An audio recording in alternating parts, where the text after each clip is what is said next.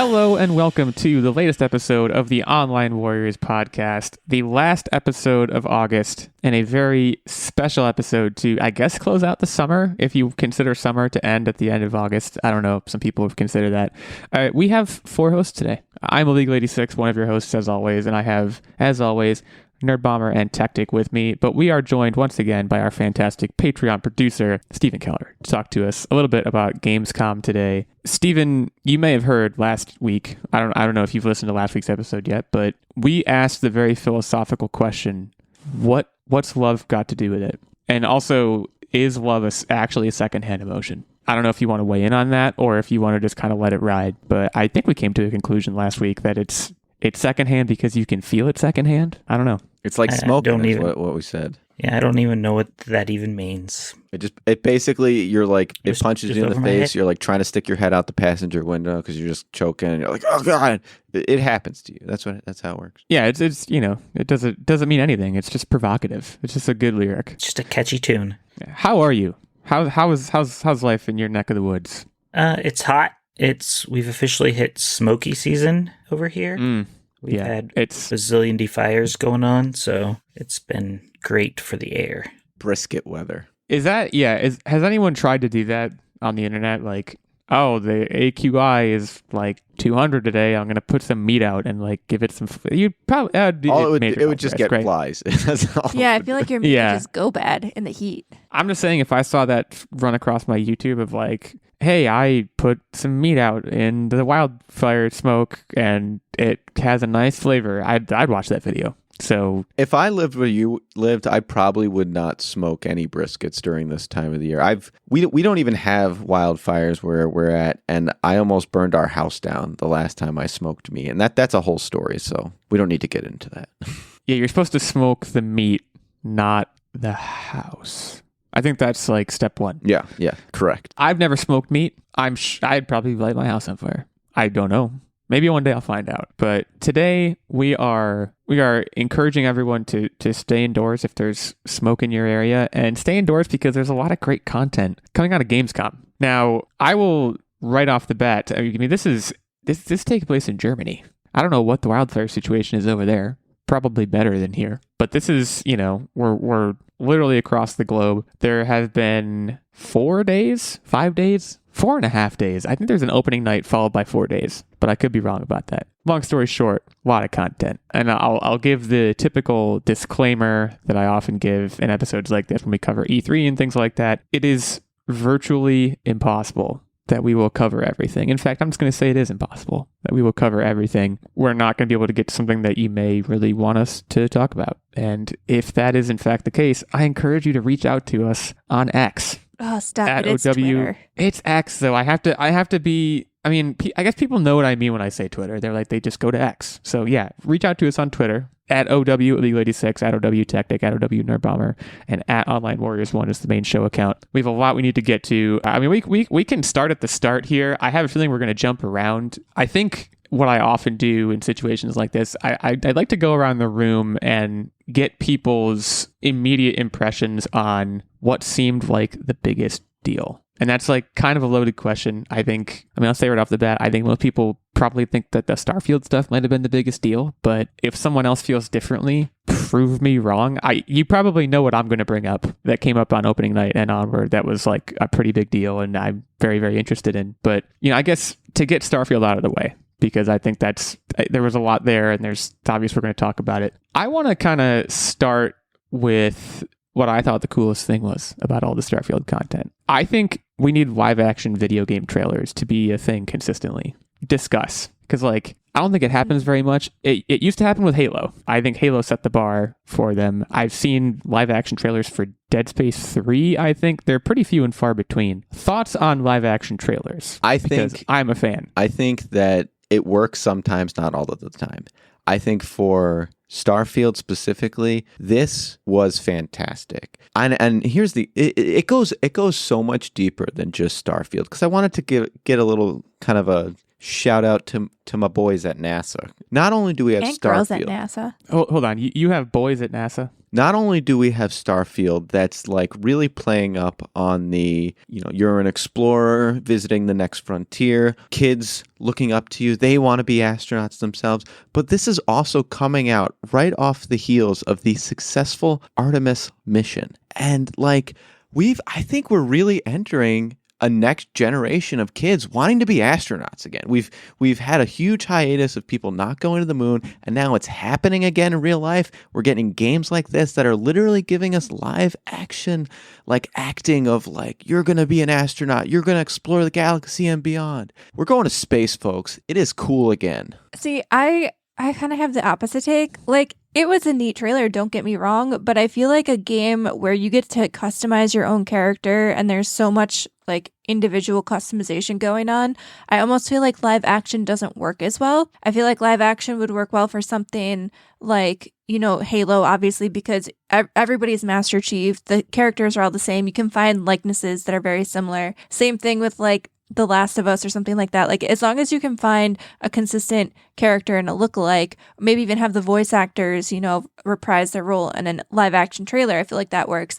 But here it just kind of felt like I know we've seen a lot of the game, but none of these people are characters that I'm really going to be meeting because hopefully I don't look like them. You know what I mean? So it's tricky for me there. It's trying to set the vibe up, but yeah, the specifics. Wait, but when you watch movies, you put yourself in the shoes of that character. You just don't go, "No, that's not me. I can't relate." I don't. I think it depends. It's situational. Movies and TV shows, I typically, I don't necessarily put myself in the shoes of those characters. I'm more of a passive audience member, whereas that's the cool thing about video games. And especially, that's why I do like, these open world RPGs where there's so much character customization, because you can then step into the role of that character. And kind of the same thing with books, depending on what you're reading. Like, you can it's a more active experience. And so that's why I think, live action trailers are really cool, but I think they only work when there's not such an open-ended, question mark as to what the characters look like. We'll get more into the nitty-gritty on Starfield, but I just kind of continue my trip around the room. Steven, thoughts on live action trailers? And I guess this one in particular. For this one, once I saw that it was live action, I actually didn't even watch it because I knew it wasn't going to tell me anything about the game. So I was like, I don't need to watch this. It's not going to educate me in the game. So, well, I can confirm that it didn't teach me anything about the game. I think, and kind of what Nerdbomber said too, I think the context is important. At this point, we could go on in a minute to what we have learned otherwise about the game at Gamescom, but I feel like when I watched this trailer, I already knew everything that I needed to know about this game. So for me, it was just kind of a cherry on top of oh, this is cool. And I do agree that, Techtic, I think you were getting at, it was very focused on, there's a kid who wants to go to space. I just think that was very evocative in its own way. But yeah, I mean, it's, Starfield, Jeff Keighley talked about it at Opening Night Live. He described it as NASA meets Indiana Jones. And the other thing I wanted to shout out about Starfield before kicking it around to the rest of you fine folks, I am a nerd. That much is already known. They had the composer of the score for the game give a live performance, which I was like, that is the coolest thing ever. I think the score is going to be awesome. The score, also, fun fact, is on Spotify already, or at least there's a 10-minute Starfield suite that is already on Spotify. So that's just a kind of shout out to the composer, whose name I probably am going to mispronounce right now, Enon Zur. Sorry, Enon or Einon, if I got it wrong, but good stuff from you. So Starfield, are there things otherwise that there was a lot of content here that we were told a lot more about Starfield. I feel like it's close enough where a lot of this kind of went by me. At this point, you're going to either buy it or you're not going to buy it. And I think most people are going to buy it. Is there anything that you guys saw that you think could have swayed you one way or the other? I'm already swayed in one particular way. I'm not getting swayed back. It's buy. I'm going to buy it. Well, I think that decision too, first of all, I mean, I loved Fallout 4. I basically broke our old podcast over Fallout 4. I don't know. This was always going to be something that I was going to play. It's on Game Pass, which I already have. So that more or less solidifies that as soon as it's available, I'll probably be jumping in. Sorry in advance if I disappear into the ether. Yeah, like I said, I'm just a little girl that's looking up at an astronaut wanting to go to space. Steven, I'm trying to remember what your console or whether you're a PC gamer. Are you in a position to buy this, and are you going to buy this? As of now, I will be skipping it. Gasp! I don't have a Series X. Mhm. I have a 1X, which I don't even think you can play it on, but that's dead now. And so, yeah, and I don't have a PC, so it'll be a skip for me. Look, man, we're better off. It's too much.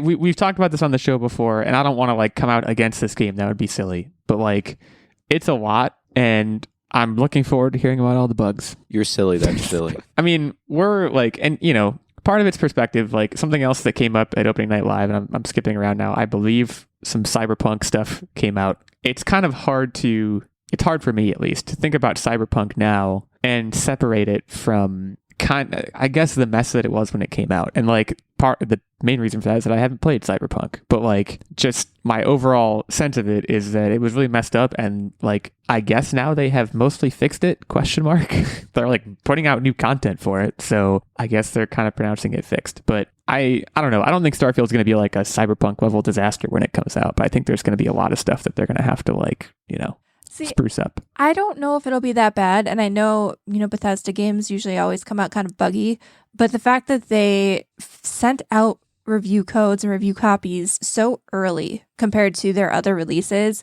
leads me to believe that they're very confident. I'm very confident. They certainly are exuding confidence. I'll give you that.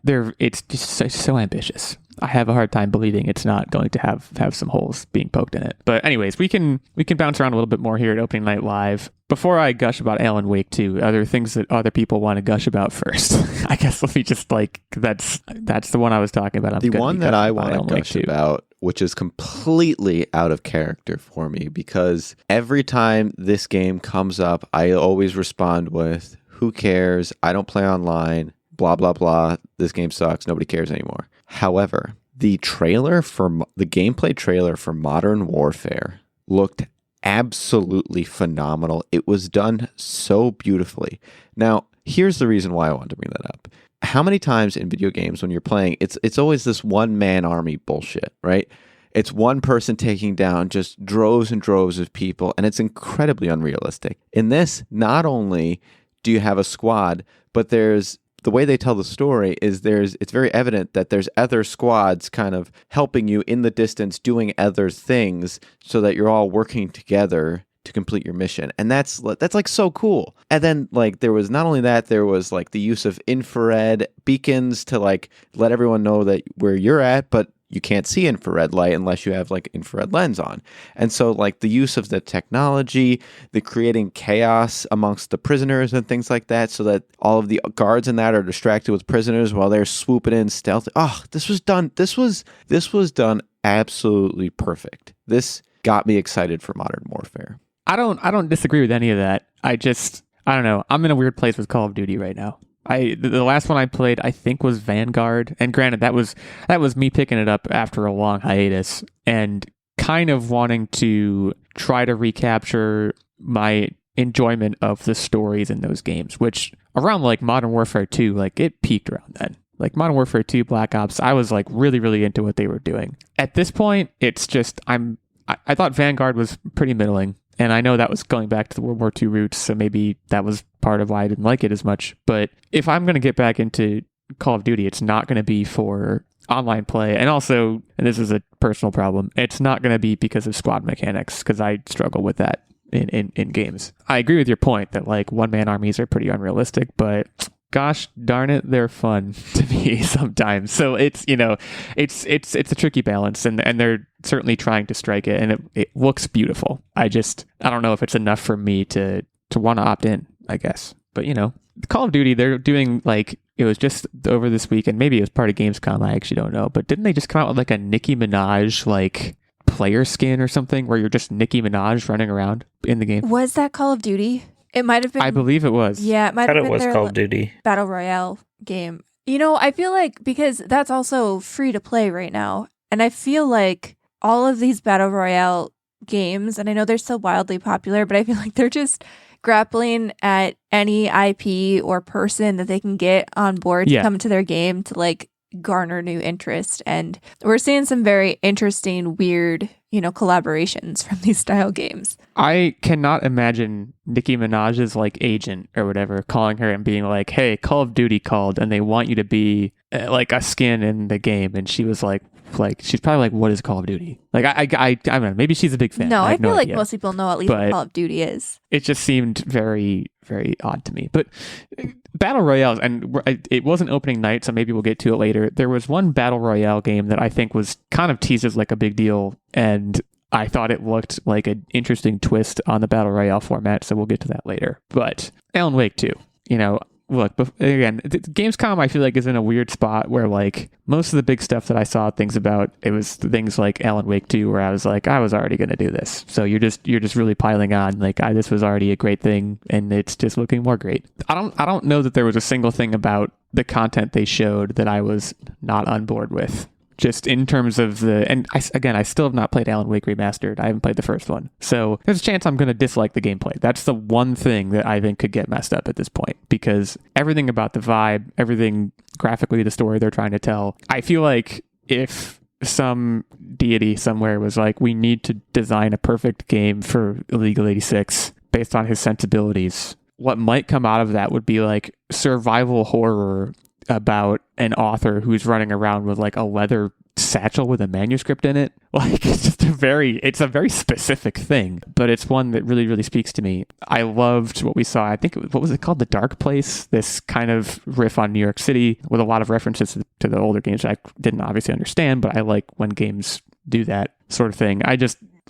I won't take too much of our time to gush about Alan Wake 2, but I also mentioned before live action, and this had a lot of live action stuff happening in it. It seems like there's going to be live action stuff in the game too, which I, again, don't know much about, but I think Alan Wake just needs a movie adaptation. It has that perfect amount of like 80s psychotic horror vibe to it where I think it would just do fantastic. Well, I mean, and we know Remedy has already kind of dipped their toes into this water, and obviously it didn't go over as well as, people would have liked. What was that Quantum Break? Quantum Break, yeah, where they did the simultaneous TV show that you got to watch in between, or I guess got to is a sticking point for some people, was forced to watch in between chapters of gameplay.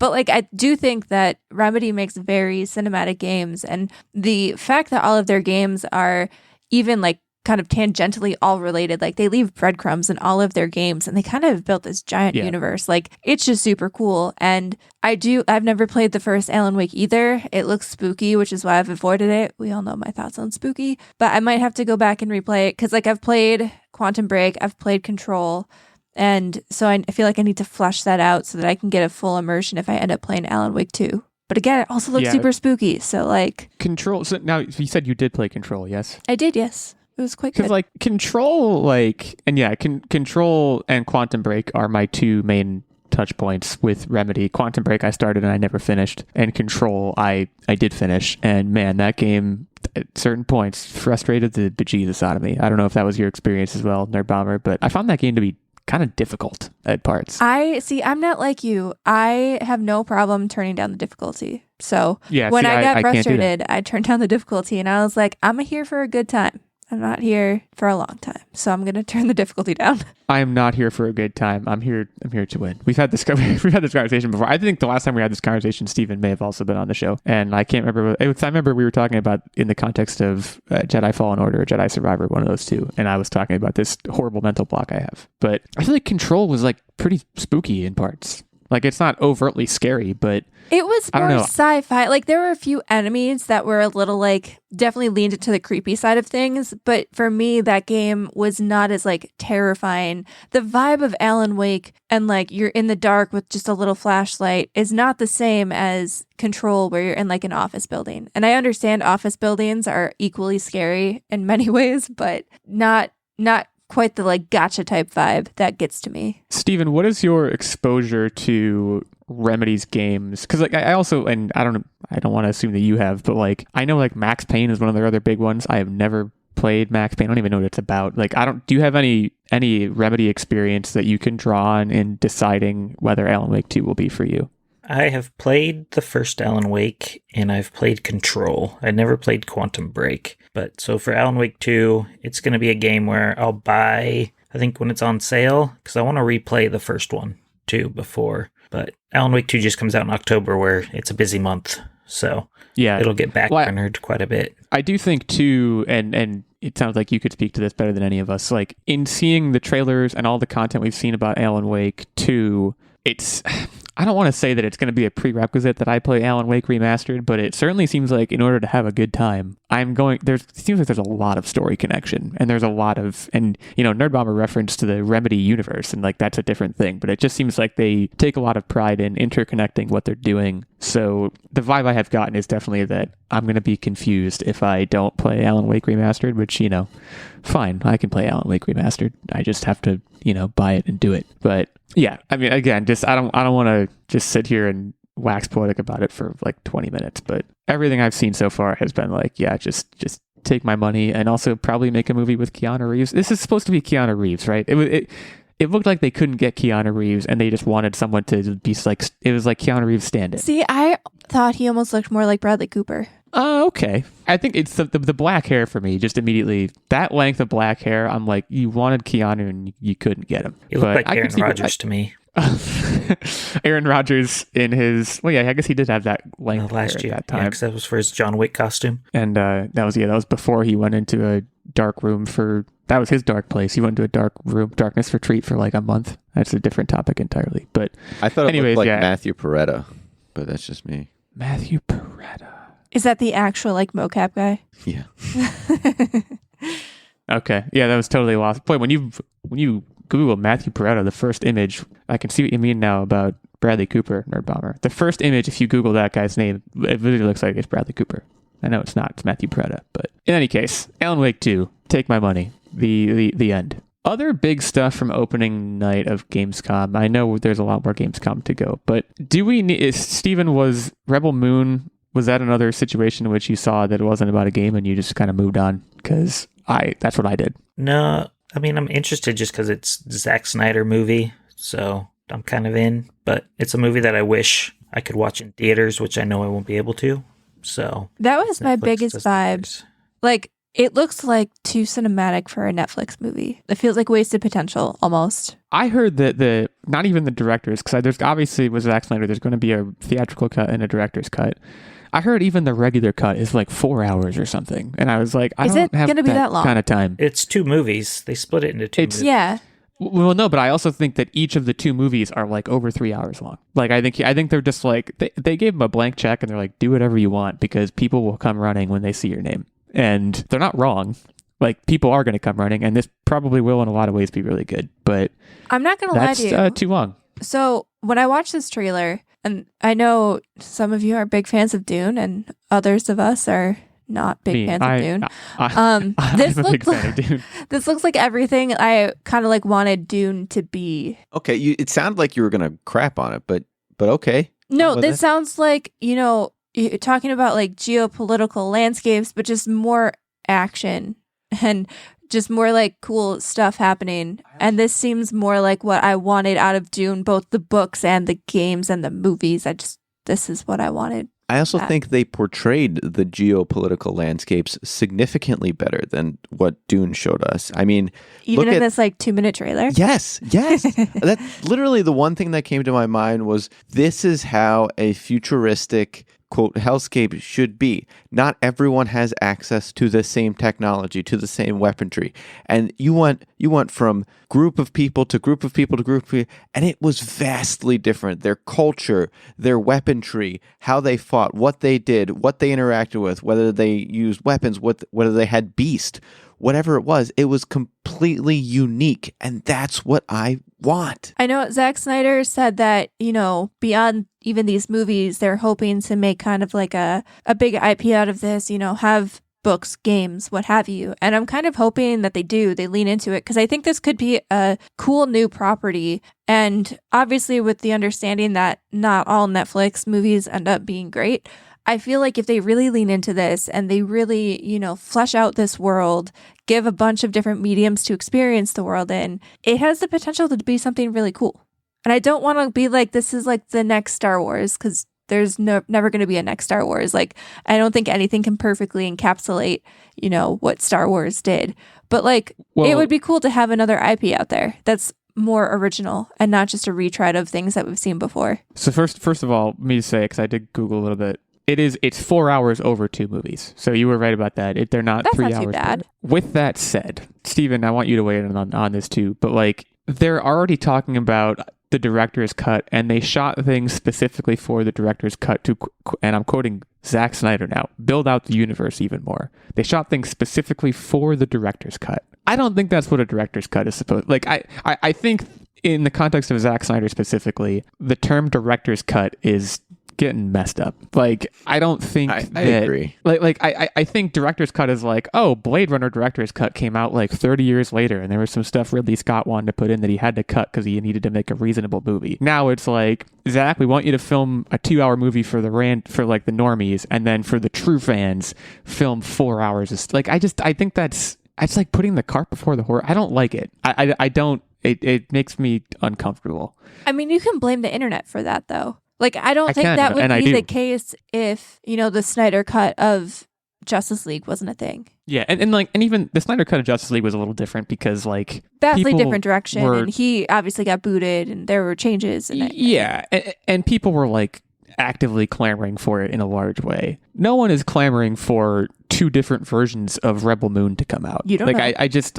Maybe I'm going to be out here after watching this and it fulfilling all of the dreams that Dune dashed for me and be like, I want more. Give me more, Zach. So Steven, thoughts? My question would be why do I even watch it then? The regular cut? Why don't I just wait till the director's cut? I'll just wait.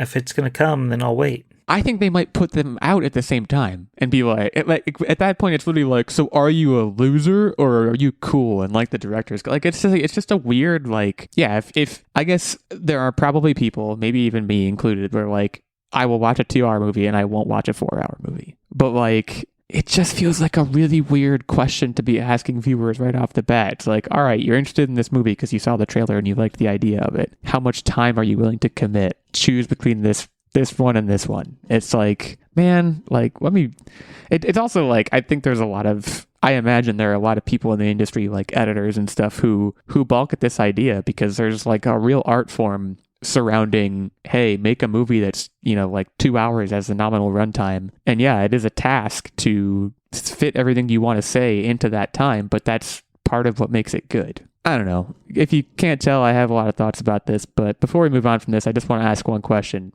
Zack Snyder lightsabers, yay or nay? Yay. It falls in with the cultural differences of different groups. Yeah. I think they look cooler. Yeah, I'm all for it. I was more asking, do you think they look cooler than Star Wars lightsabers? And I think the answer to that question is also yes. Oh, no. I think it's yes. No. You can't do that. Star Wars has a very specific look, feel, style to it, and that's what makes it great. To take some other design that use Star Wars as an inspiration and say it's better, it's bullshit. No. Let me pivot and say better than Star Wars in like the 70s and even in the prequel trilogy. No. Better than Star Wars now? Yes. I will die on that hill. The new sabers that they came out are kind of lame. The new saber and the way they're animating sabers and actually portraying them. I've read a lot of stuff about this lately, which is kind of sad that I'm saying that. But like, they used to have motion blur, they don't now anymore. Like they don't have as much character as props as they used to have. It's the T-saber that really ruined it, because like that seems like a really dumb place to have a hot burning laser. Yeah, see, I don't mind that part as much. I more so mind the way it looks now and the way it's used now as opposed to what it used to be. But anyways, we've gone so far off the beaten track, I can't even see the track anymore. Getting back to opening night live, a lot of other stuff here, and I want to move on to the other days. What's the major thing here that I have not hit? Asking the room before we cut to break and then move to the other days. Is there anything else major in here that I need to mention? I mean, I really liked the look at Nightingale. Again, every time I see this game, I really like it. But the aspect of survival, like, I want to know if this is something that I can play and it's going to have like an end story, or if it's going to be like playing Ark where there's really like you're just out here to survive, because I don't like that. But the rest of this game just looks so cool, like the aesthetic and all of the different like environments and creatures seems so neat. And the idea of like, even they introduce different cards that you have to like put together to reach different portals or environments. And like, that just appeals to me so much. But like, if I have to be worried about survival all the time, like, I'm not going to enjoy myself. And that makes me sad. Yeah, Nightingale, for those that don't know, casts players as a Realm Walker. Now, Realm Walker was my nickname in high school, so they stole that. No, yeah, it looks super cool. I love procedurally generated stuff, so I think it looked awesome. I just can't get over the Mary Poppins aspect of it. That's so goofy, but I kind of love it. Steven, anything else from opening night, or should we move onward and upward? There's 2 games kind of more on the smaller side I liked. One was the Under the Waves, where you're that guy who's at that underwater facility talking with his wife. It seemed heavy. Yeah, I'm all about the heaviness. So that's why I was into that one. And I'm in that like underwater mood. Mm-hmm. And then the other one was Dustborn, that little road trip. Yes. Shaded, cell shaded looking game where it looks like your dialogues kind of have an impact on how the game works. That one looked really interesting to me. Yeah. Totally agree about Under the Waves. Just to go back to that one really quick, because I think we talked about Under the Waves, or I meant to talk about it at a past show. They showcased something, and I just Googled Under the Waves quick. I just want to read what Quantic Dreams. I haven't even clicked their webpage. Under the Waves is a narrative-driven adventure game about the engulfing power of grief. it's like I'm sure they're right, and like, yeah, it's an experience that I would sign up for. I do wonder how many people are going to read that and be like, I don't know if I want to experience grief right now. Like, it's what I'm here for, and it even sounds like it's what you're here for. But I do think the venue for it is good. I think more people will probably want to play that than you'd think. I know, because it kind of seemed like, too, it was in the vein of a lot of the walking simulators. And I hate that term for those type of games because I feel like it really detracts from what they are and diminishes, you know, what they are and stand for and can be in terms of storytelling. But like, I always go back to Firewatch, which not obviously the same environment, but kind of the same, you know, tone. And I feel like that is one of the games that stuck with me and has stuck with me for the longest time since I played it. And you know, just being able to tell really deep human stories in these quote unquote walking or swimming simulators, I feel like it's just unparalleled. So I'm actually really looking forward to this one. I think everybody needs these games where you get deep and more in touch with human emotion. Gone Home, another really good example of, and I agree, the term walking simulator feels kind of diminutive for what they are. Also, Under the Waves comes out in like 2 days. It'll be out as of the release of this episode. So big hype. But yeah, Dustborn was also another one that, you know, I really love the cell shading style of games. Like ever since Sly Cooper, they speak to me. They pull me in. And I don't know if it's just like the nostalgia of, you know, that era of games that calls me in, but it just seemed really cool. I liked, you know, I want to see how they employ the power of words, because they kept basically saying that words held a ton of power and could, you know, change the way that the world works, at least within this game. So I'm really curious to see what they do with that. And even the snippets of combat that they showed looked really great, and this is very much up my alley for sure. Yeah, it's worth noting the article I have in front of me doesn't say a lot of release dates a lot of the time. Some of this stuff has release dates, some of it doesn't. You're just gonna have to go looking. I mean, most of them are like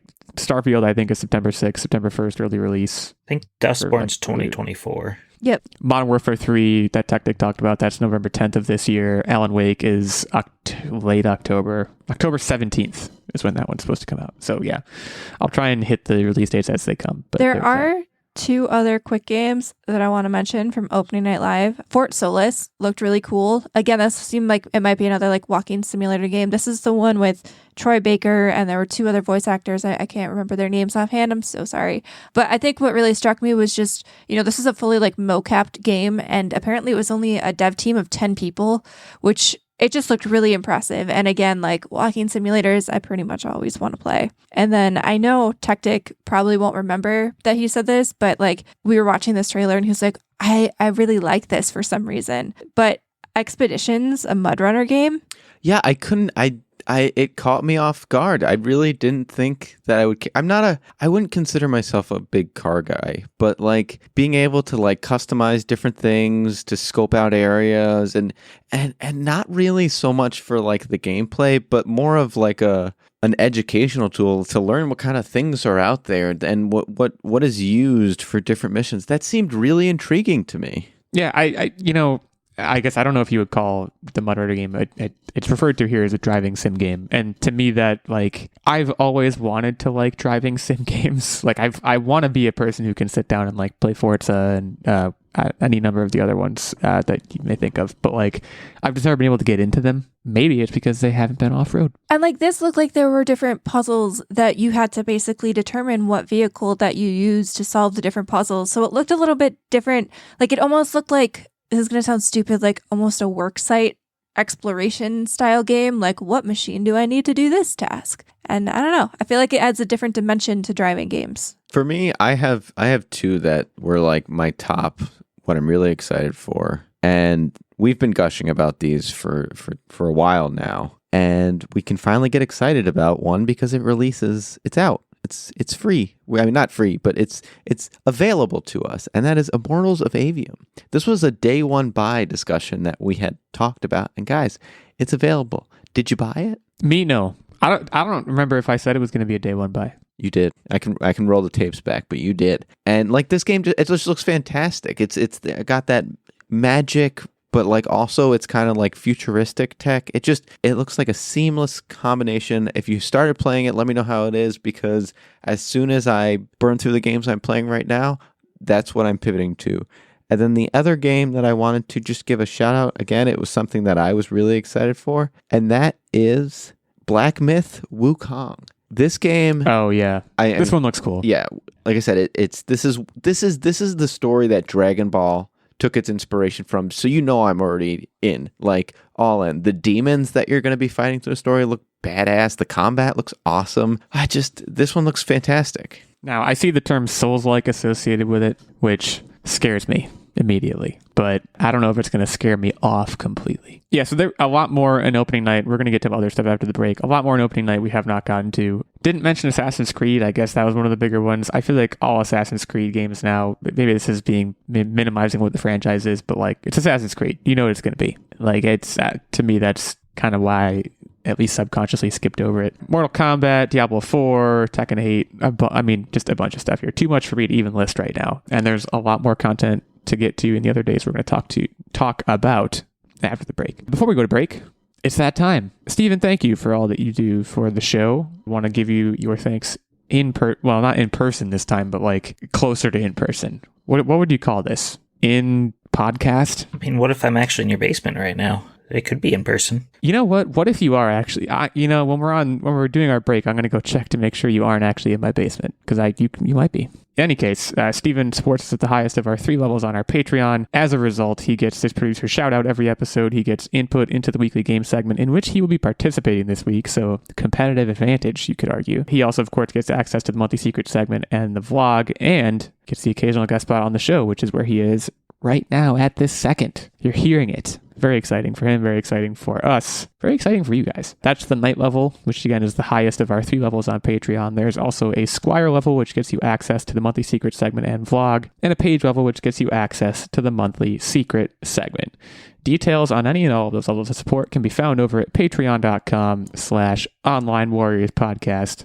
Head over there to check out the deets. Say hi to us, say hi to Steven. Consider giving back to the show that you are listening to right now. And you're listening to it right now, but for the next, minute to 30 seconds or so, you're going to be listening to something else. But then we're going to come back and talk about more Gamescom, because there's a lot of discussion to be had. So we'll be right back.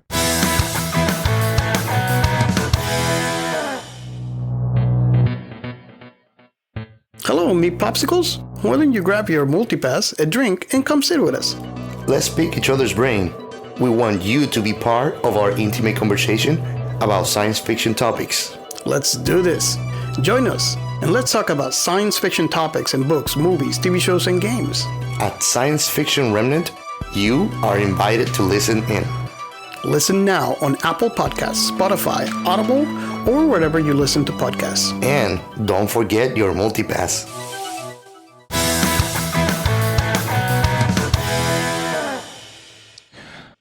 All right, so I think for the rest of this, we're going to skip around a lot. In fact, we might even go back to some opening night live stuff. Who even knows? There's Who's to say? it's so much of a soup of just content that I think we'll kind of just go around and talk about a few things. I teased earlier, and I want to make sure we hit it because I teased it earlier.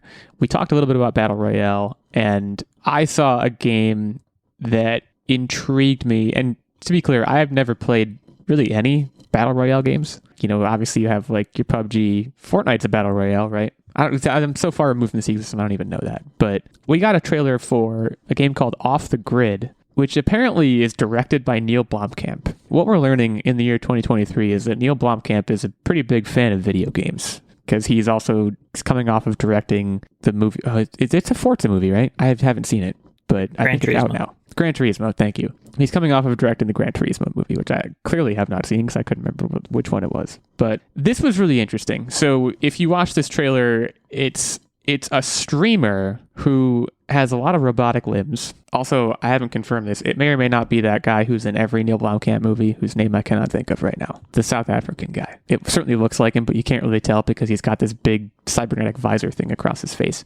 Anyways, he's talking about what seems like, basically, it's a meta battle royale where they're taking streamers and people who play the game, and they're putting them on an actual island to have an actual battle royale, and that's kind of the premise of the game.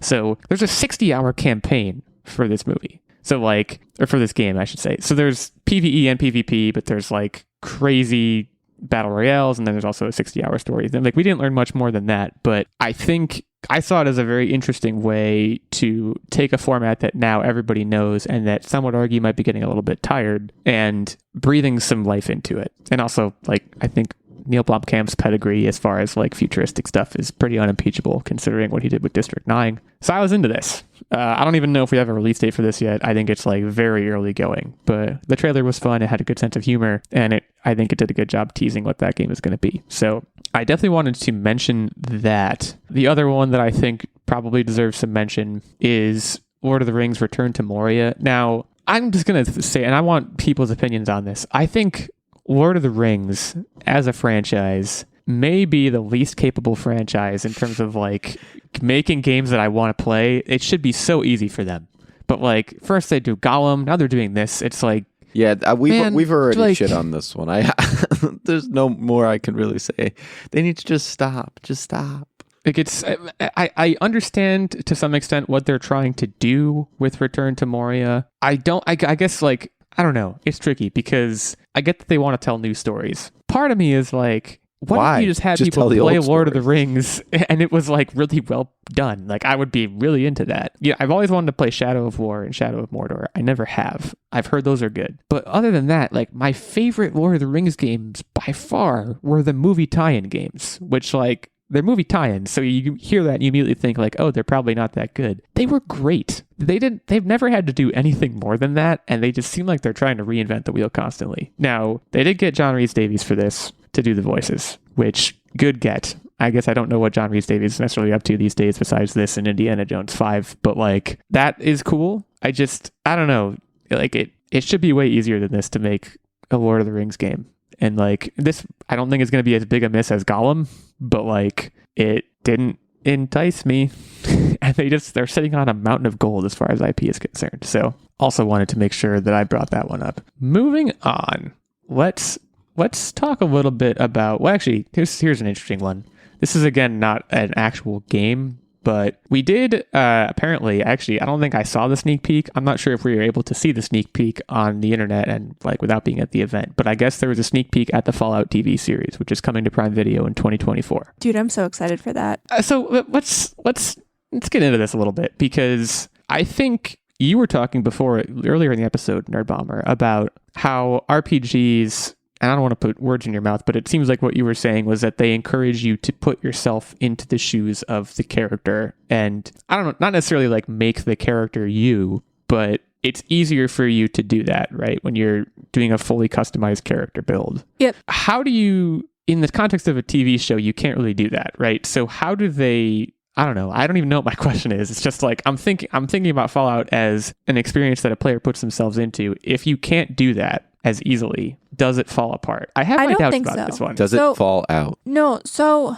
as you're playing Fallout, there's a lot of different factions. Depending on what game you're into, there's a lot of different factions. You're in different cities, different areas of the United States. And there's different backstories to what happened there. And literally the fallout after, everything got nuked, what happened in those areas.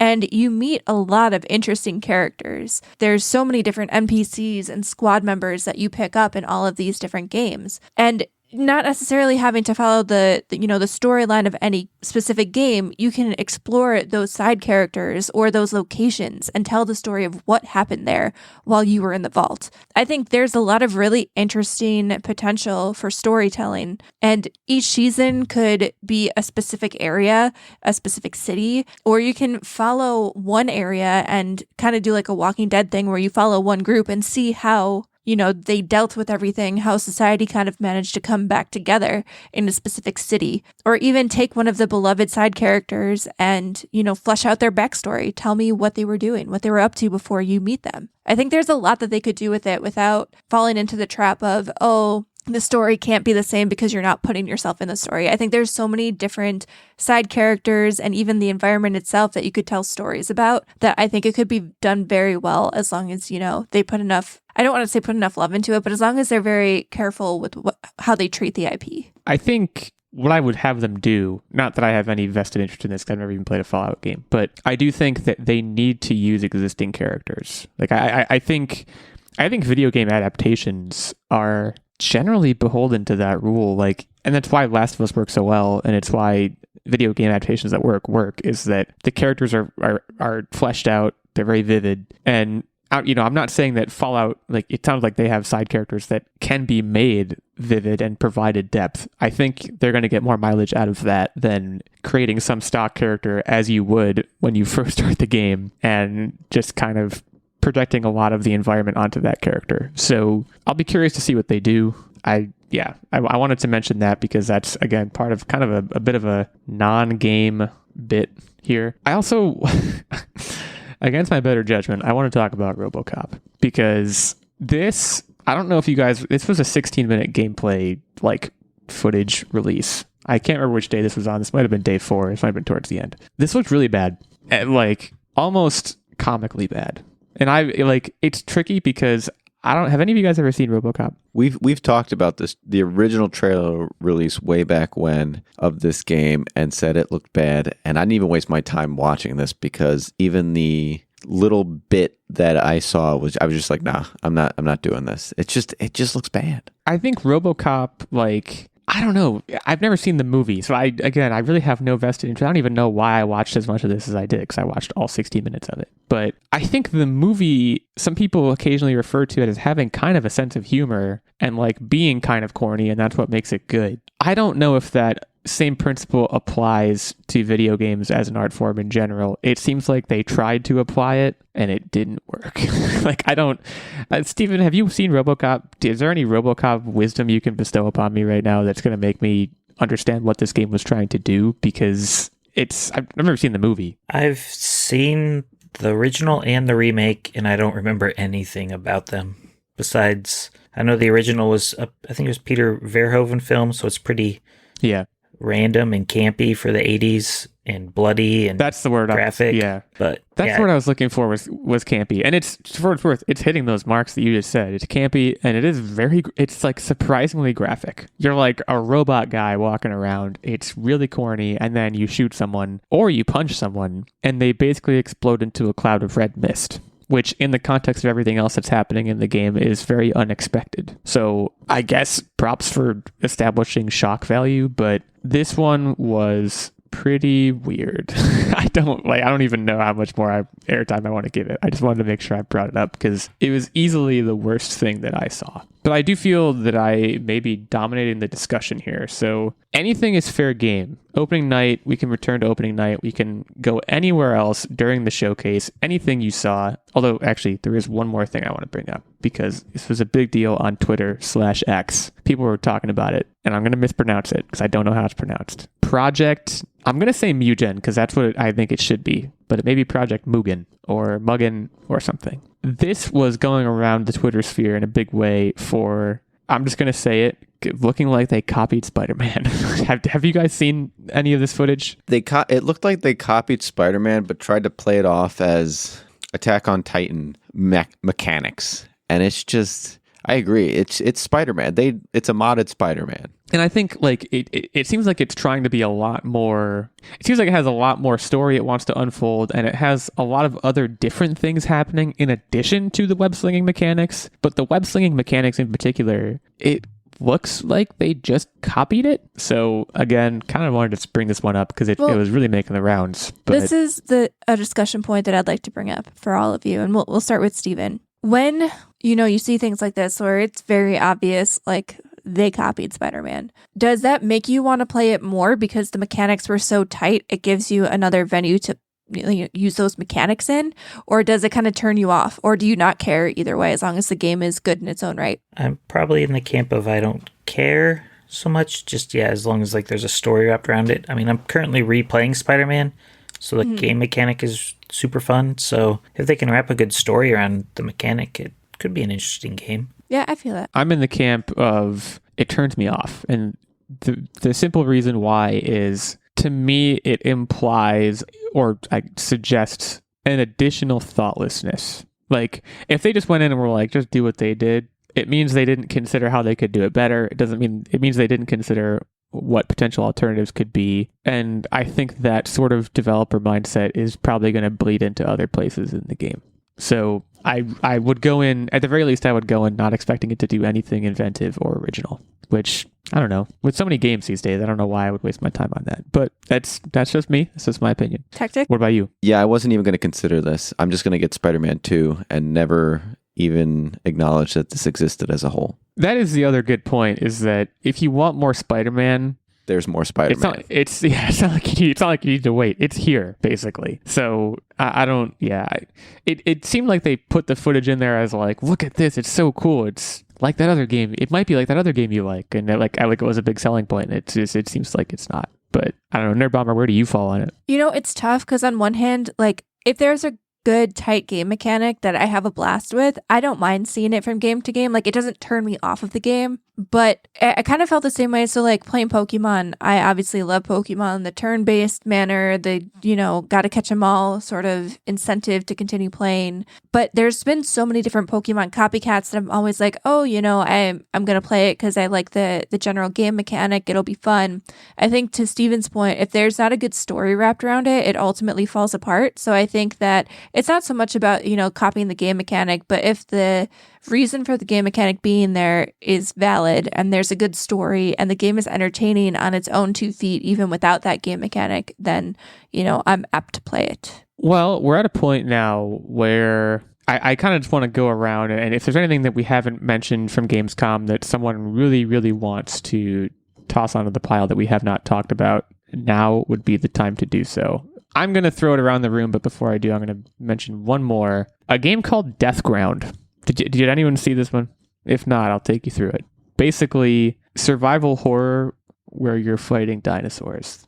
I feel like that's all I really need to even say about it. Give me the Go dinos. watch the trailer if you're interested. But it's one of those things, I saw it and I was like, yes, naturally, why has this not been done yet? And of course, someone's about to come on Twitter and be like, it has been done with this game that you haven't heard of. But I don't know. If it has been done, I haven't heard of it. And the simple truth is that dinosaurs are scary and formidable. So they would make a great video game antagonist in a survival horror game. So yeah, that's just one I really quickly wanted to mention. Nerdbomber, anything else that we did not cover that you want to make sure we hit? I mean, I think that's pretty much like the bulk of my top choices have been discussed at this point. There's a lot of, like we've said, a lot of good games that were shown, but not necessarily anything I'd be running out and buying. For me, I did my shout outs before the break. I do want to complain though about something. Yeah, that's equally valid.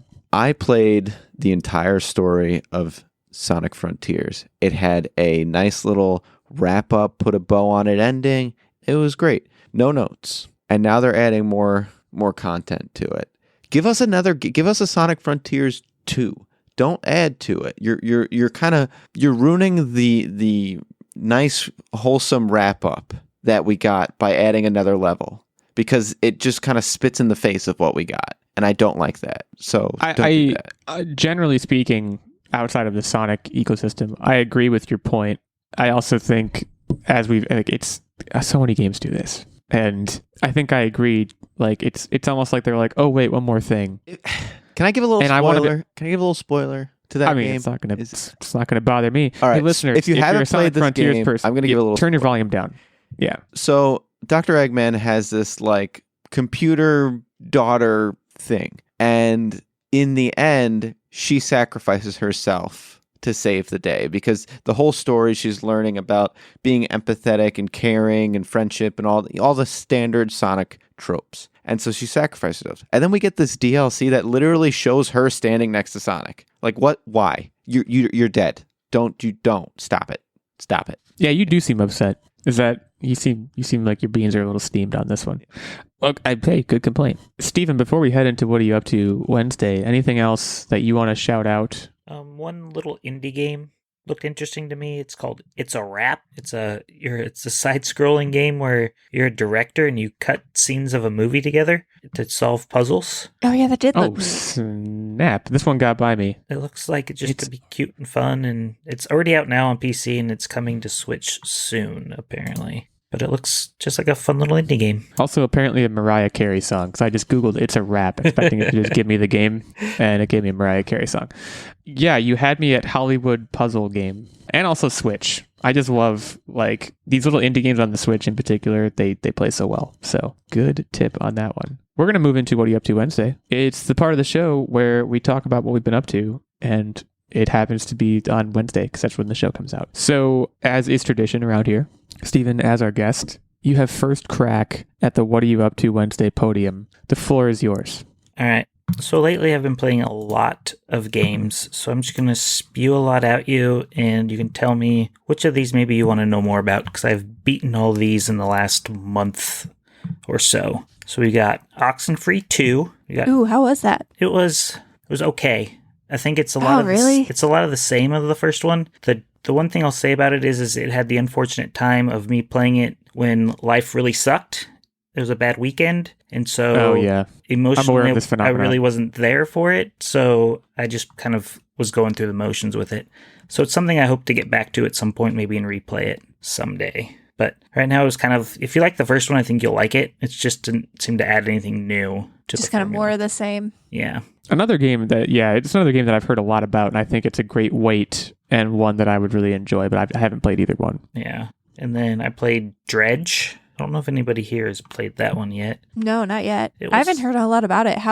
What is it? You are a ship captain, and you are something mystical weird happened, and you are trying to solve, I guess, this mystery, and you just go around catching fish in your ship, and like there's different locations around that have certain types of fish that you have to catch to complete these tasks. And I love the animation style. Yeah. Sorry to interrupt, but I'm looking at the screenshots. It just looks like the most adorable thing I've ever seen. And if you go out at night, like it gets super scary and creepy, and the fish attack your ship, and you have to, if your ship gets damaged, you pretty much die.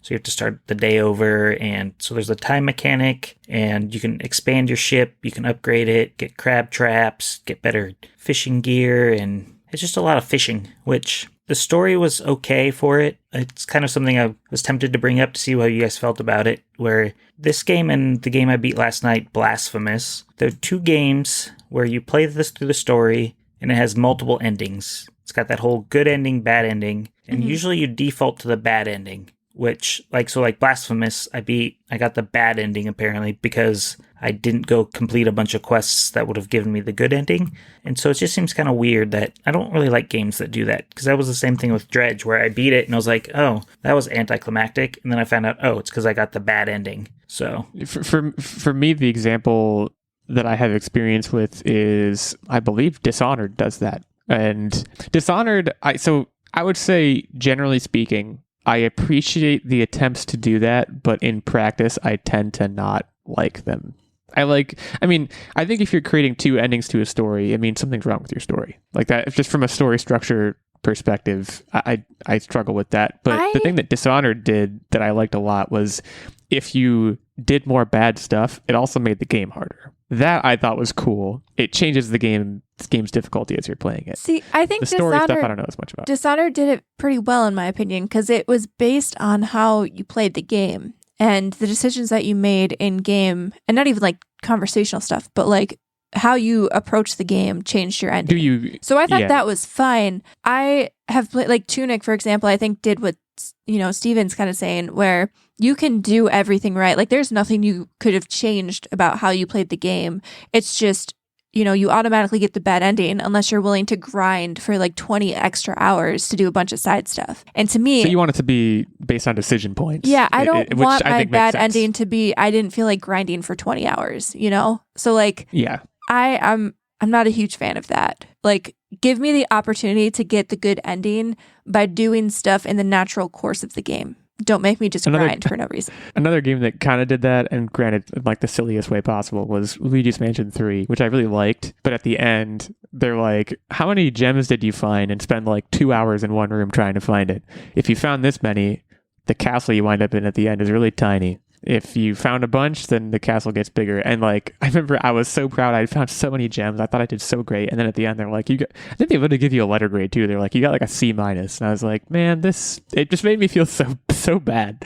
And I imagine it's similar to what you're saying, where like, it's not based on, because like Dishonored, it's like you choose whether to kill someone or whether to not, and like find a different way to disgrace them. And the choice there, not only is it a finite or a discrete decision that like what the quote unquote right decision is, so you can actively decide what kind of ending you want to have by choosing what is clearly the like quote unquote honorable option. When it's that clear how your decision is going to affect the story, I think it's okay. But yeah, I agree that like making players grind just so they can get the good ending is probably not the best practice.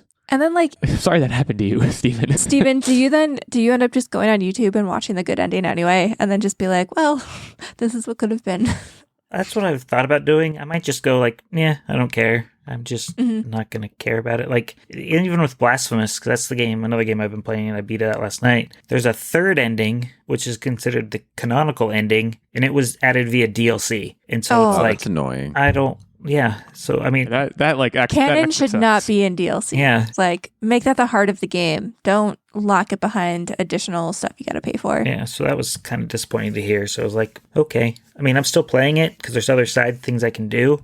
But yeah, just the story wise, I'm not kind of invested anymore. Oh, is Dredge? Oh, Dredge is Team 17. Yep.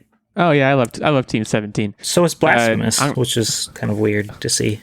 I'm going to talk about Team 17 in my update as well, in a much less serious way, I guess. You'll see. Yeah. And then quick other games, Disney Illusion Island. Ooh, I was super stoked about that one too. How was that? I feel like I keep asking you how they are, but like these are all games I was stoked for. It is baby's first Metroidvania, but it's still super fun to play. I couldn't put it down. That's up my alley. There's no combat. You have to always jump over the characters. You can't do any combat. And the boss battles are all like, avoid this thing, hit this little tree to make this thing fall on the bad guy's head, but you don't actually ever hit the bad guy. It's just making the environment beat them. It's pretty simple. It did get a little challenging towards the end, but overall it's just a Disney adventure you're playing with Mickey, so it was kind of fun to play as. And then the other game, Nerdbomber, probably really excited that I played, was it Kenna Bridge of Spirits? Oh yeah. Oh, how is that? That one I want a sequel right now. Just give it to me. Yeah. It felt like I was playing the movie Kubo the Two Strings. Kubo and the Two Strings. Oh, good movie. So it just looks great. Combat's fun. It's challenging, but not too challenging to where you want to say, this game's too difficult. It's just, I just need to learn to be better. So overall, it was a great, fun game. It's so cute. Yeah. The cuteness was just overwhelming in that game. Yeah, I think that's something that if they don't like come out with sequels and you can really flesh out that IP. Missed opportunity because it was such a great game. I'm so glad you played it. I'm so glad somebody takes my recommendations around here. Thank you, Steven. Yeah, it's I famously I do not do that. Yeah, someone's got to do it. Well, right on, man. Anything else you want to update us on, or are we just going to swing it around the room? I think I'm currently playing Spiderman again, like I said, just getting hyped for the sequel. Going to play that, and then Miles Morales. Also, I'm reading both those games had a prequel novel, and so I'm reading the prequel novel to Spider-Man, and then I'll read the prequel novel to Miles Morales after that. I did not know that those existed. Yeah, I'm going to have to hunt those down. Yeah, they do it like weirdly for some games. Like I think there's a Guardians of the Galaxy. There's a prequel novel for, and I think even Marvel's Avengers has a prequel novel. So it's kind of this weird thing they do for video games now. Good to know. Well, it sounds like you are in baton passing mode. I'm going to take that baton from you, and I'm going to talk about Team 17 a little bit. I'm going to talk about a game called Golf with Your Friends. If you guys have heard of this game called Golf with Your Friends. Yeah. Look, Heard of Mount Your Friends, not Golf Your Friends. sometimes games don't have to be much of anything to be fun. Golf with Your Friends is an example of that. Nerdbomber, you perked up. Have you played Golf with Your Friends? I haven't, but I've seen a lot of it. And as a big fan of Mario Golf, I've been told that this is like my next natural step. It is I don't know how many times when I'm playing this game, I'm like, this is so dumb. It's so stupid. It's like, so it's mini golf, if that wasn't abundantly clear. So yeah, it's not like golf, it's mini golf, but like the courses are, you know how you play like, it's like the point and click, like putt games, like flash games from like the 2000s, not to age myself, but like they're pretty much like that, but the courses are super fantastical. It can be immensely frustrating. Are you playing with friends? I play with my wife predominantly, and she's my friend. I have played with other friends, but pretty much just her for the most part. It does this thing.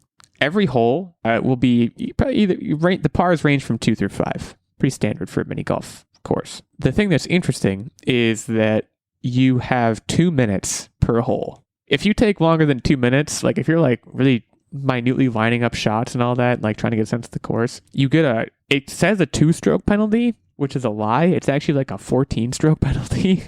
There's certain like math things in the game that I'm like, they cut some corners on the coding here or something, because it doesn't make any sense. But honestly, in this context, that honestly might make it more fun. So I just want to shout out Golf with Your Friends. It's $4 on Switch right now, so you really can't go wrong. If you enjoy cheap couch co-op kind of head-to-head with your friends game, I recommend you check out Mount Your Friends. It's kind of the same goofy vibe, and it's really, really like 6-year-old humor. Maybe not 6-year-old, but like I was gonna say like 12-year-old humor, like where like penises are funny, and it's just so hilarious. And check out that game as well. Yeah,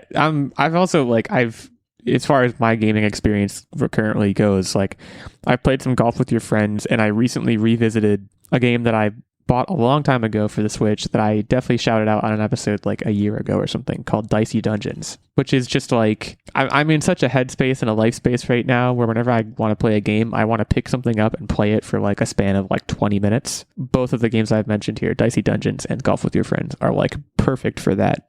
The exact right weight. And just, yeah, indie games like that, like on the Nintendo Switch eShop, it's undefeated. Haven't had a single bad experience so far. So as far as other stuff, I want to actually mention again a book that I mentioned in last week's episode, but it's like maybe one of the best books I've read in the last year, so I want to give it more airtime than it got. It's called Magpie Murders. It's written by Anthony Horowitz. It is a whodunit, as the title may suggest, and I'm really, really in a mystery space right now. I mentioned last week's episode that there was kind of a big twist on the typical whodunit format, and I said I wasn't going to say what it was because it would spoil it. The truth of the matter is, at the time I said that, I hadn't gotten far enough in the book yet to know what the twist was.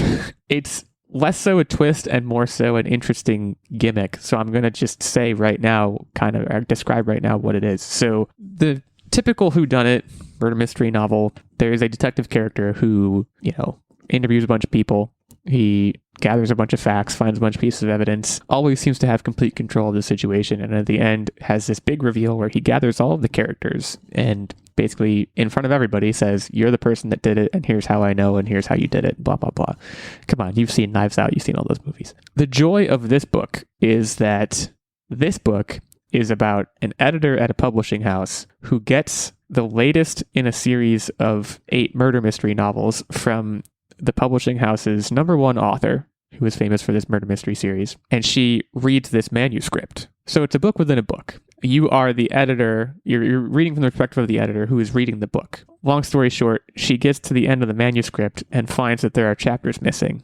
So then she has to go around and find out how the book is supposed to end, which is a lot more difficult considering that right after she gets the manuscript and while she's reading it, the author commits suicide. Very, very interesting story. I would super, super recommend this guy in particular. All of his mystery stuff I've had a really good time with. This is probably my favorite one so far that I've read of his. So just wanted to shout that out. Magpie Murders, Anthony Horowitz. Quick question. Yeah. Are you going to watch the TV show? So that is a very good question. I didn't, again, until very recently learn that there was a TV show. I believe it's because Anthony Horowitz is British. The whole thing takes place in the UK. I believe it's a BBC show. Correct me if I'm wrong, Stephen. Seems like you may know. Yeah, it looks like it's on PBS here. But Anthony Horowitz has also he writes a show called Foyle's War, which he writes for TV. There are a couple of shows he's written for. I assume he wrote Magpie Murders. I actually don't know. But yes, I'm definitely interested. But no, I have not watched it yet. And I pre-purchased the sequel to Magpie Murders because it's a 2-book series. It may have more books coming. I don't know. But I pre-bought that and I'm going to read that right after I'm done with this one. So I may wait to watch the show until I'm done with both, just in case certain things come out in the show at the wrong time or something. Anyways, really enjoying it. I have talked for a long time. So Techtic, the floor is now yours. Okay, so there's 2 things I want to touch on. The first thing is I'm still playing through Metroid Samus Returns, and it is pretty good. I'm enjoying it, but the boss fights still, I haven't come across anything that was a challenge, so that's going to be a demerit. But like I said, playing through it, enjoying it. The main thing that I want to talk about is, do you ever purchase something and a long time passes and then it comes and it's really exciting and you're like, wow, I forgot I even purchased this. It's here. This is great. So that's what we did. One of the best feelings in the world, by the way. Yeah. Was sort of, I don't know if it's a TikTok shop or whatever, but there's a shop or Etsy thing or whatever it is called Nice Shirt Thanks. And so we, in our household, are really into Noah Khan, and one of his albums is called Stick Season. And so we had sent them, hey, can you make us a t-shirt with our dog as Noah Khan? We sent them some pictures of our dog and make it him surrounded by sticks, and it says Stick Season. So they go and make your shirt. They don't there's no back and forth. You just give them what you want, and it's a surprise when it comes. And there are some zany t-shirts out there if you look it up. And so we got this shirt back. It's literally exactly what we said. They turned our dog into Noah Khan, and it's hilarious. And we have a golden retriever, and you would think that they'd be lazy and like do generic golden retriever, but no. Like our dog has kind of this like crease on his head, and like they have the crease, so you know it's our dog. And so like the detail that they do is pretty funny, and I recommend checking out Nice Shirt Thanks. And so that's kind of my shout out. And with that, I'll kick it over to Nerdbomber. All right. So first, before I get into the movies that we saw, we binged the 2nd season of Killing It. And this is a Peacock original. This has Craig Robinson in it. And if you haven't watched the first season is basically about how he's trying to get his own saw palmetto berry farm. And in order to raise the money to do so, he resorts to hunting snakes down in Florida because apparently it is overrun with, massive pythons. And there's, at least in the show's universe, a reward for how many pythons that you catch.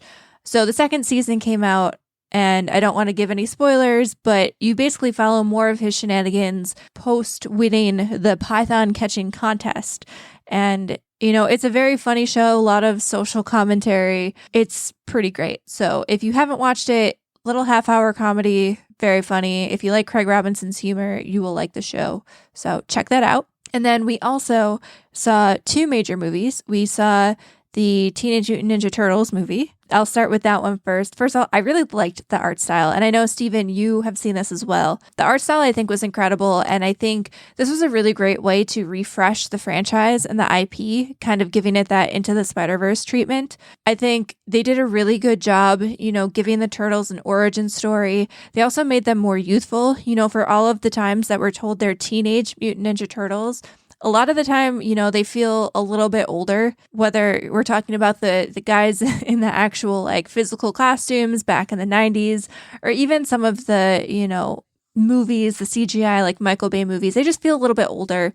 And I feel like they did a really good job, kind of tapping into the teenage aspect of Teenage Mutant Ninja Turtles. I really liked basically everything about this. I liked the origin story. I really liked Jackie Chan as Master Splinter. I also really enjoyed how they introduced some of the other, mutants that exist in the Teenage Mutant Ninja Turtles universe.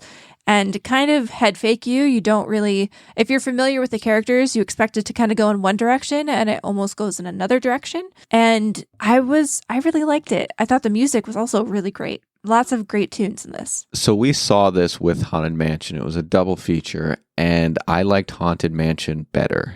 And the reason why this wasn't just a high praise from Techtic for me is because this was exclusively a fun movie. And fine, but that I really enjoy some of the darker sides of the Turtles, and they didn't go deep on anyone. Everything was surface level. It was all lighthearted jokes, and there, as such, you didn't really get any time to feel for any characters, to have any characters resonate with you. I couldn't find myself relating to any of them.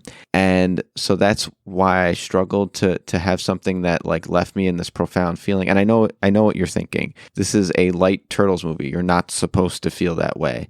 The problem is we're in a day and age where we have movies like Spider-Man, Across the Spider-Verse, Into the Spider-Verse, Every Which Way of the Spider-Verse, where those movies go hard. They truly make you feel something, and so that kind of sets the bar. And so because of that, this was just kind of like a okay, fun ride. Nothing more, nothing less. I feel like that's just a bad way to assess the movie, though, because the Teenage Mutant Ninja Turtles franchise as a whole has always been TMNT was the best animated Turtles movie, period. And every single person that saw that movie can go back to the rooftop scene with Leo and Raph where they're fighting, and my God, does that hit you and hard. I agree that it hits harder and is a little bit deeper from an emotional level, but this is more of a setup movie. You're getting them at a younger age than you see them in that movie. And so the problems that they're facing are more of, I want to fit in. Like, to me, it really resonated with what teenagers go through. The major theme of this movie is how desperately they want to fit in with the human world. And I think from a teenager perspective, considering too they've been sheltered from the world and primarily live in sewers, I think that it fit the bill for this movie. And I'm sure as more come out, you'll probably start to see deeper issues because they're going to be out there in the world. But I think for what this movie was and, the story that they set up with this movie, I thought they did a really great job. But, everybody expects different things from different movies. So, Steven, I know you had also seen this. What was your thought on that? Let me put my headphones back on. I threw them on the ground when Techtic started talking because he made me angry. Now, I feel like they're just high school kids. They're just out having fun. They're just having the kind of high school problems. So I don't think it needed to be that deep for me. It's just stuff. I just had a fun time. I saw it twice opening weekend. I think my only complaint was the use of music. I didn't like so much of the old school hip hop in it. I kind of like the Spider-Verse original music that they throw in. But that is fair. Other than that, I had a good time with it. It made me want to play a Ninja Turtle game right away, which we don't have. So the other thing that we saw, as Techtic alluded to, was Haunted Mansion. And this is the new one with Owen Wilson and the new cast. And I thought this was better than I expected it to be. This was good. This was dark, and it resonated with people, and it had emotions. And I think, it definitely it touched on deeper topics. I'm trying to compare it back to the Eddie Murphy version of this movie, and I remember the Eddie Murphy version of Haunted Mansion being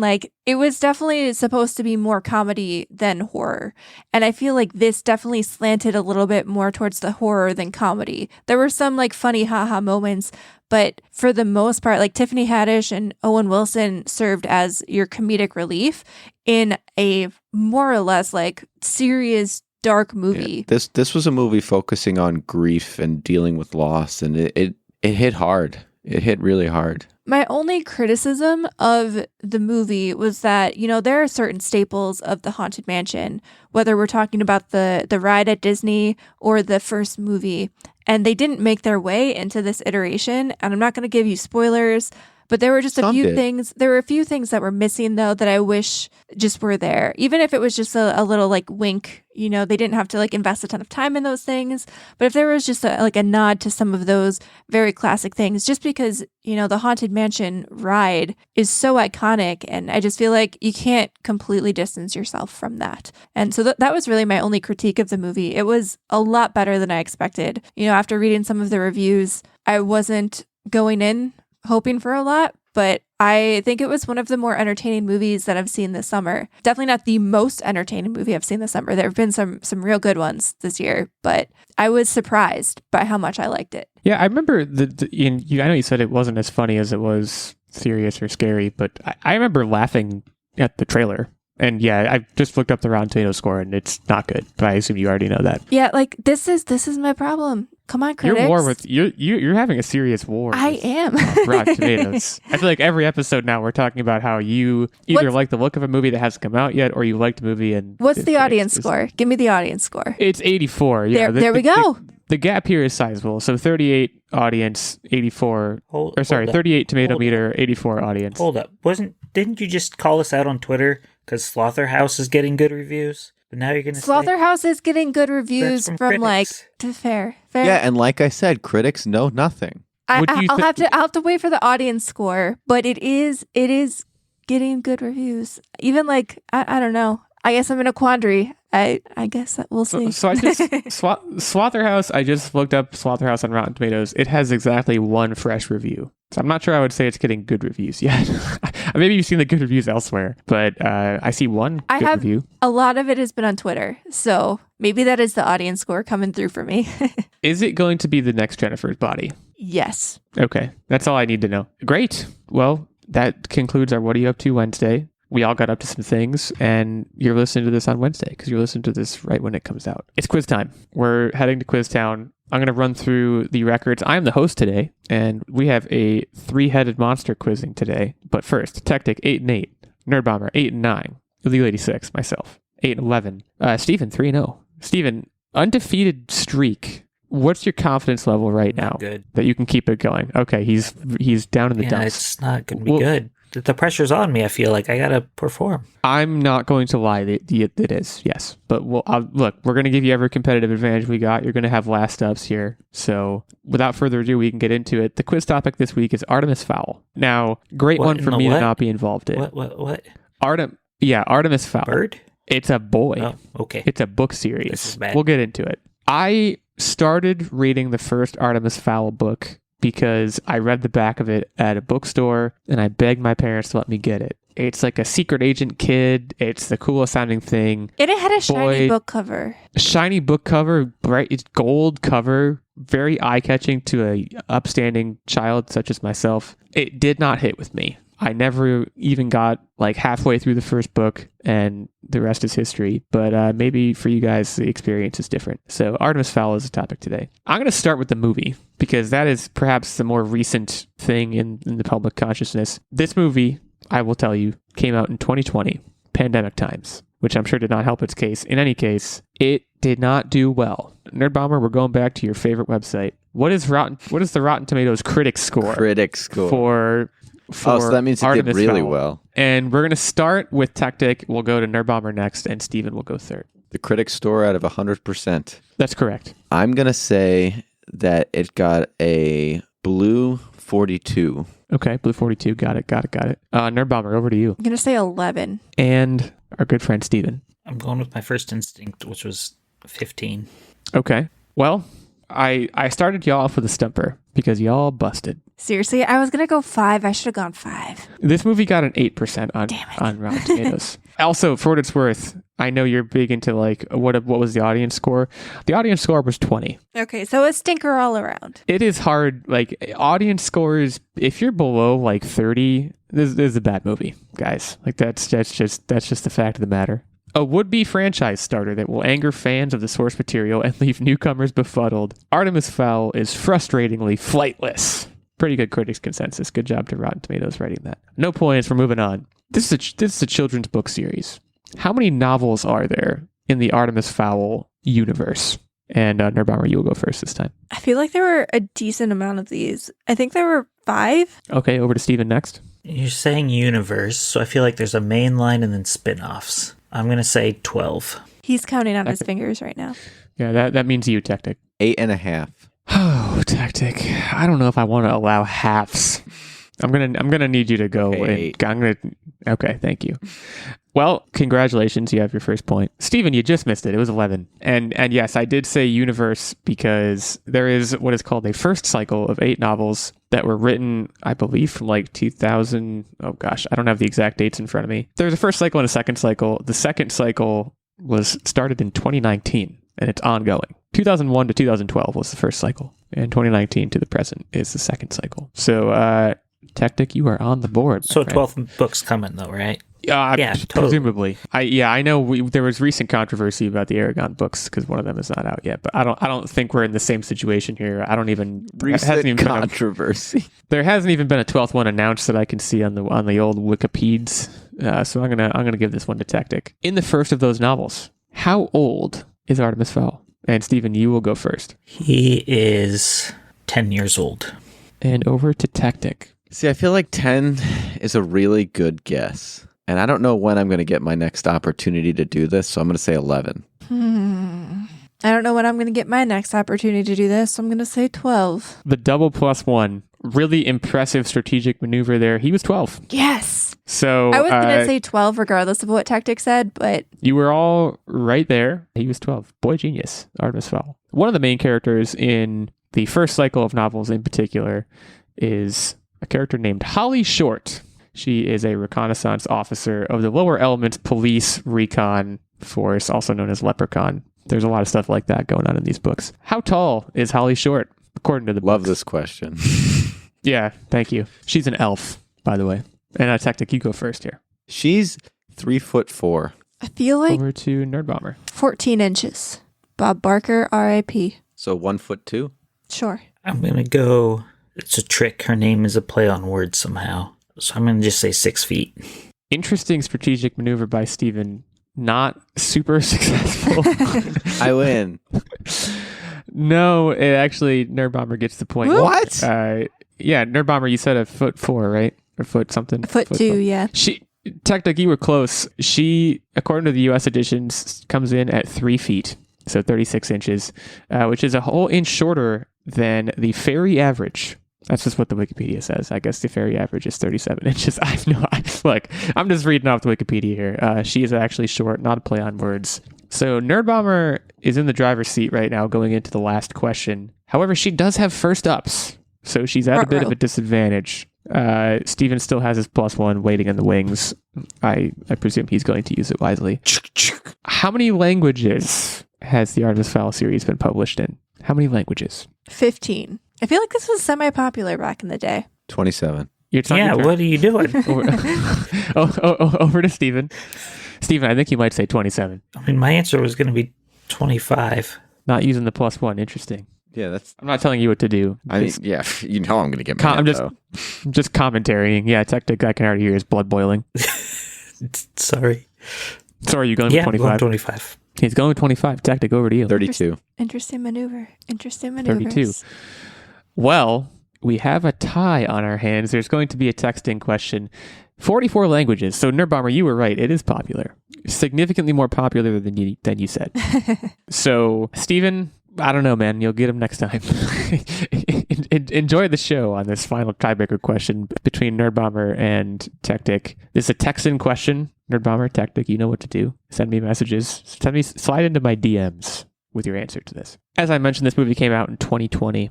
How many years did it spend in what is commonly referred to as development hell before coming out? Some people would put the Jeopardy theme in here, but I prefer just the dead air. Just no sound. Okay, I got an answer from Nerdbomber. This tends to be how it goes. I get an answer from Nerdbomber and Techtic's over there doing long division. Well, I'll tell you what. This is why he's number one. Techtic takes it.